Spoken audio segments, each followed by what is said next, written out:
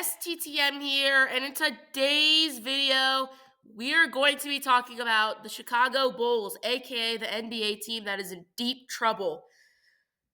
And we already know that, but let's just get into all this. So yeah, guys, but before we get into it, make sure you like, subscribe, put on notifications, and comment on the video, as it lets me know what you think, gets me more recommended. And if you put on notifications, you will literally be updated on the latest STTM videos that you do not want to miss. So yeah, guys, enough with the Japanese, and let's get straight into the video.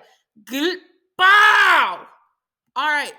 So, if we look, before we look at their current day roster, let's just look at how they got here. So, first off, it started very well where they had Lonzo Ball, Zach LaVine, DeMar DeRozan, and Nikola Vucevic. That was a great core. They were playing incredible. They were dominating the league. They were a threat across everybody. The Bulls were playing so well. But then Lonzo gets a big injury, right? Like, that's really bad for the Bulls. So it was then them. So we thought they would still be good, but they dropped all the way from first to sixth. They then got first round exited. They then they then just kind of struggle and lose in the first game of the play-in. They're just like the 10th seed all the time. And that seems to be where they are now. So I can't snap, but that you can't really hear that, I don't think. So yeah, I'm not good at snapping, but they're now in the present day. Okay, so they still have Nikola Vucevic. They obviously traded Zach LaVine to the Kings. DeRozan left the Bulls and then went to the Kings in free agency. And now I guess Lonzo Ball, he was back, but he's not really the same as how he was playing. Nikola Vucevic is nowhere near close to the talent he had with the Magic. But they got some nice players. They got Josh Giddey, Lonzo Ball. They got Josh Giddey, Lonzo Ball when he's healthy. He's not bad, actually, but he's not, like, insanely good like how he was in that one season with the Bulls. But, yeah, he's not bad. Josh Giddey, Lonzo Ball, Coby White, Mataz Buzelis, Kevin Huerter, Patrick Williams, Trey Jones, Zach Collins, Jalen Smith. Like, they got some good players, okay? Sorry for that. I'm just recording this pretty early in the morning. So, let's look at Coby White's stats. Let's see how he is doing this season. So, for this season, all he really seems to have is scoring, and that's it. Actually, he does have some nice perimeter defense. He has good defense because he's averaging a steal a game. That's pretty good.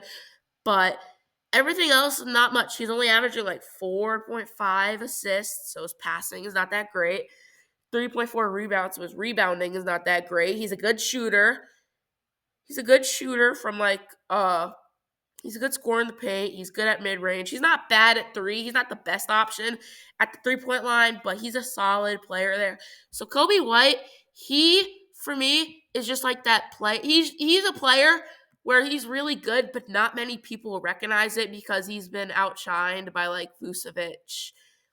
He's been outshined by like Vucevic, LaVine, and DeRozan. Like, yeah. Now let's look at Josh Giddey. He's been a pretty solid addition for this Bulls roster, his Bulls team. Okay, he's doing a little better. Like, he has 13, 7, 6. He has 6.7 assists, and he has 45.4 field goal percentage. Like, this is pretty good. His shooting percentage is up. He's doing a little better than Coby White, except Coby White is a better scorer overall than Josh Giddey. I think this duo could still work pretty well together, so I'm not complaining too much. I'm not going to be too harsh on that. This duo is going to work very well. They will work very well and become the big two of the Bulls. His defense is a little better than Coby White's. His passing is really solid too. He has really good passing. But I like Josh Giddey. Him and Coby White are both really good. Him and Coby White both play pretty well, so I like how they're both on the same team. That's a decent fit. I think they could both become breakout stars, but I just don't know yet because they still are, well, the Bulls, who haven't really done to it really that much since Michael Jordan. I mean, they've had like Derrick Rose and Joakim Noah, but that's about it.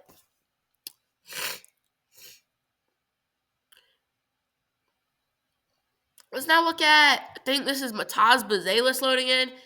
I like this pick for them. I really like this pick for the Chicago Bulls. So it'll just load now. Once it loads, we're going to talk a little more on the Mataz. Okay, so he's having pretty decent rookie numbers. He definitely needs to fix like passing and rebounding, but he's a good scorer all around. This team, I think these guys could make a pretty decent big three, I think.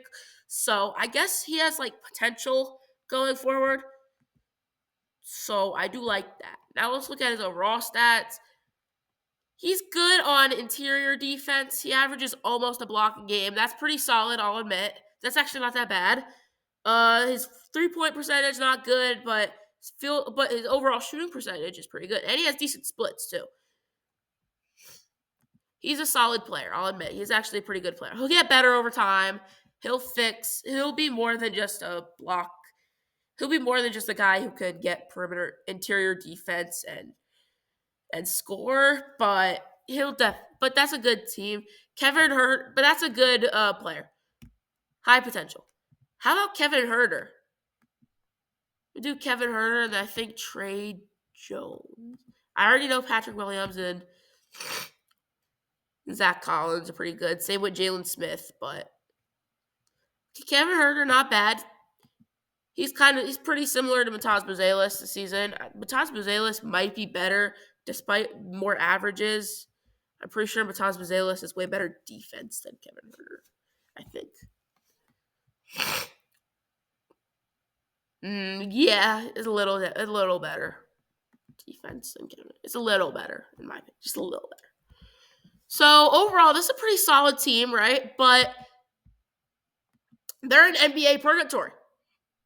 Like they don't know what they're doing. Okay, I mean, I guess it looks like they're finally rebuilding because they did get rid of DeRozan in the offseason and then trade Levine at the deadline.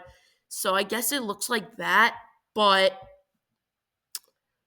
they still have those two guys, Vucevic and Lonzo. Lonzo, I think, could stay. If he gets a little better, he could stay, but Vucevic, man, he is definitely leaving in the offseason 100%. So let's look at the standings now. If we see the Bulls are currently, as of this recording, 25-38. They are hanging on. I mean, they did just win, so maybe they're still going to get it because the Raptors aren't really looking like a contender. Although they did just win 2 games in a row, so maybe they're getting back. But the Nets, Sixers, Raptors, and Bulls, they're all competing for the 10th seed. Bulls are the ones that currently have it, but the Nets, Sixers, or Raptors are going to probably steal it. They do got some key injuries, but they're probably still here because of the good basketball that's been played by Coby White and Josh Giddey. So overall, the East isn't really talented. Like as it looks, the East is not that talented.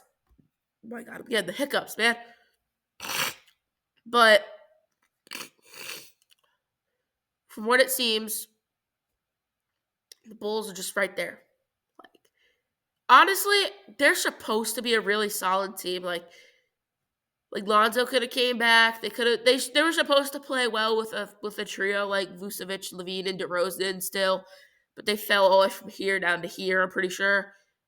And then they're just now like there. They've been there like the whole time, but man, what the heck is going on with the Chicago Bulls, man? It's absolute madness. Like, I don't understand. Like, they could have still been like up here with that core, or they could have at least been 7 or 8, or they could have at least been like a 7 or 8. But nah, bro, they're all the way to 10th. They're probably gonna make the play-in with the under 500 record. Like, dang, Bulls. are horrid. Horrible. So yeah, guys, that was just overall a nice single team video about the Chicago Bulls. Not really nice because I didn't really have too many positives to say about them. There's more a lot of negatives about this team. But if you enjoyed, make sure you like, subscribe, put on the notifications, and comment on the video, as it lets me know what you think, gets me more recommended. And sorry, guys, I clicked end recording too soon, but we're on the road to 500 subs.